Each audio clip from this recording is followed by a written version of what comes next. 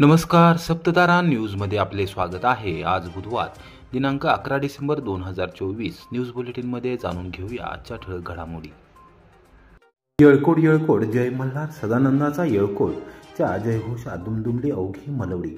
मान तालुक्यात मलवडी येथे श्री मल्हारी माळसाकांड देवाचा विवाह पार पडल्यानंतर देवाच्या लग्नाची वरात बुधवारी सकाळी 10 वाजता मोठ्या उत्साहात पार पडली। देवाची धूप आरती झाल्यानंतर मानकरी, पुजारी, सालकरी, स्थानिक ग्रामस्थ आणि भाविकांच्या उपस्थितीमध्ये रथ मंदिरातून बाहेर पडला। रथावर मोठ्या प्रमाणावर भंडाऱ्याची मोठ्या प्रमाणावर उधळण करून येळकोट येळकोट जय मल्हारचा गजर करण्यात आला।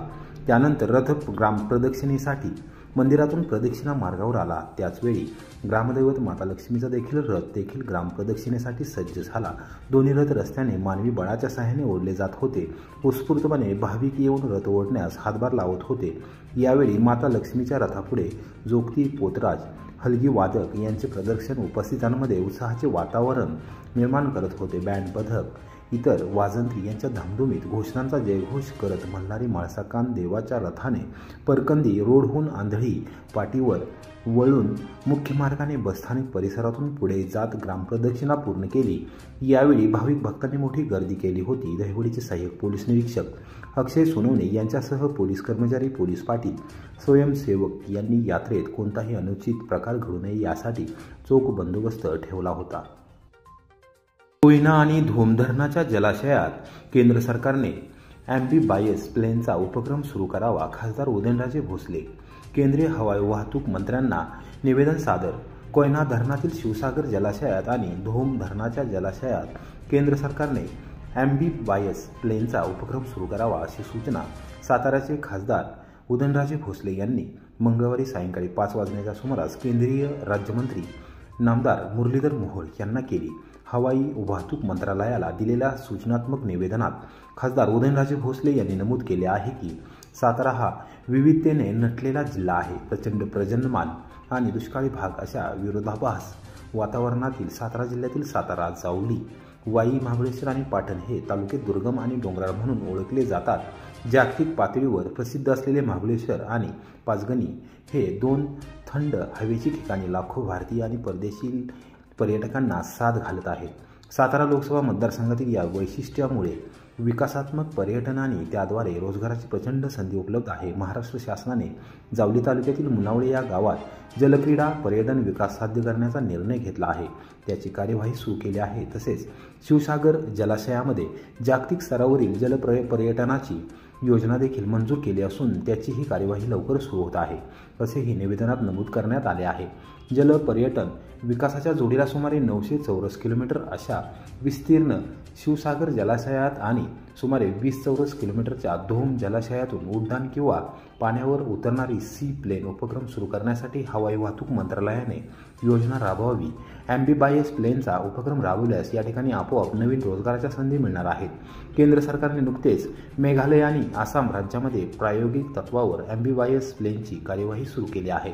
त्यामुळे तेथील भागाच्या विकासाला निर्णयात्मक प्रोत्साहन मिळण्याबरोबरच त्या भागाचा आमूलाग्र बदल होणार आहे।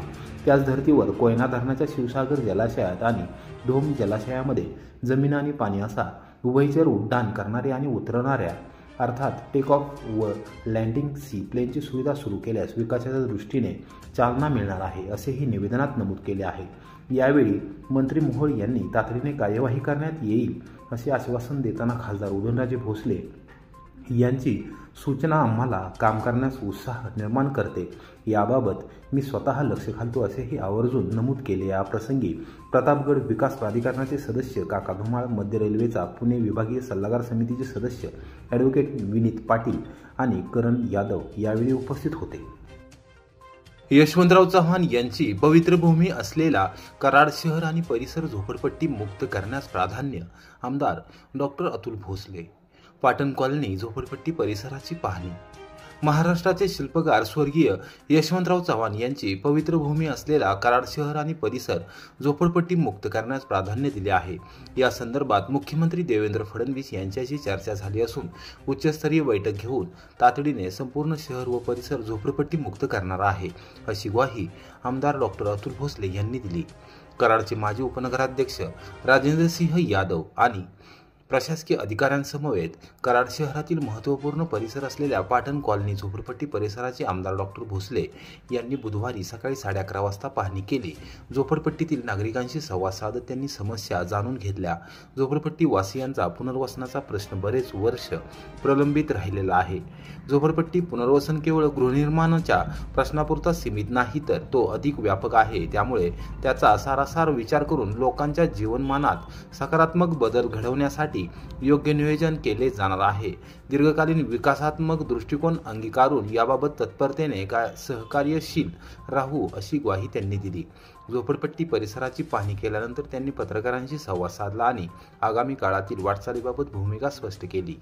आपण जो शब्द दिला होता त्या शब्दाला जागून, त्या शब्दाला अनुसरून आज आपण पाटण कॉलनीमध्ये गेल्या 50 वर्ष मागच्या 50 वर्षापासून ज्यांना पक्की राहण्याची घरं मुद्दामून दिली नाहीत, अशा लोकांना पक्की राहण्याची घरं देण्यासाठीची मुहूर्तमेढ आजच्या बैठकीच्या निमित्तानं तिथं आपण घालत आहोत। विधानसभेचा सदस्य म्हणून शपथ घेतल्या माझ्या मनाची खंगाट बांधली की जे गरीबाचं आहे ते आपलं, ते गरीबाचं आपल्याला कळतंय। विधानसभेमध्ये निवडून आल्या पहिला प्रश्न, पहिली जी आढावा बैठक आम्ही सर्किट हाऊस मध्ये घेतली, त्या पहिल्या बैठकीत मी सांगितलं की झोपडपट्टी निर्मूलनाचे प्रस्ताव तयार करा आणि पाटण कॉलनी मधला प्रस्ताव तर त्वरित तयार करा। 10 दिवसांमध्ये मुख्यमंत्री साहेबांचे आदेश घेऊन तुमच्या मोबाईलवर व्हॉट्सअप करायची जबाबदारी माझी की काम झालं।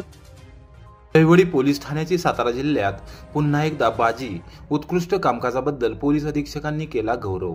दहिवडी पोलीस ठाण्याने महिला पथदर्शी प्रकल्पांतर्गत संपूर्ण सातारा जिल्ह्यामध्ये सर्वोत्तम कामगिरी केली आहे। त्याचबरोबर सर्वात जास्त मुद्देमाल निर्गती करून आपल्या उत्कृष्ट कामाचा ठसा उमटवला आहे। पोलीस अधीक्षक समीर शेख यांनी या कार्याचा गौरव केला आहे। त्यांनी पोलीस ठाणे प्रभारी अधिकारी आणि कर्मचाऱ्यांचा गौरव केला आहे। याबाबत सहाय्यक पोलीस निरीक्षक अक्षय सोनवणे यांनी बुधवारी दुपारी 1 वाजता पत्रकारांना माहिती दिली। त्यांनी सांगितले की दहिवडी पोलीस ठाण्याने महिला पथदर्शी प्रकल्पांतर्गत संपूर्ण सातारा जिल्ह्यामध्ये सर्वोत्तम कामगिरी केली आहे। त्याचबरोबर सर्वात जास्त मुद्देमाल निर्गती केली आहे। या सर्वोत्तम कामगिरीसाठी बेस्ट पोलीस स्टेशन इन महिला पथदर्शी प्रकल्प तसेच बेस्ट पोलीस स्टेशन इन मुद्देमाल निर्गती असे 2 पुरस्कार जाहीर करण्यात आले। सातारा पोलीस मुख्यालयातील शिवतेज सभागृहात झालेल्या गुन्हेविषयक आढावा बैठकीत पोलीस अधीक्षक समीर शेख आणि अप्पर पोलीस अधीक्षक वैशाली कडूकर यांच्या हस्ते सहाय्यक पोलीस निरीक्षक अक्षय सोनवणे व कर्मचारी विलास कुराडे, नीलम रासकर, तानाजी चंदनशिवे यांनी पुरस्काराचा स्वीकार केला। दहिवडी पोलिसांनी सर्वसामान्य जनतेबरोबर समन्वयाची भूमिका कायम ठेवली असून उत्कृष्ट कामकाज करत पोलीस दलाची मान उंचावली असल्याचे सहाय्यक पोलीस निरीक्षक अक्षय सोनवणे यांनी सांगितले।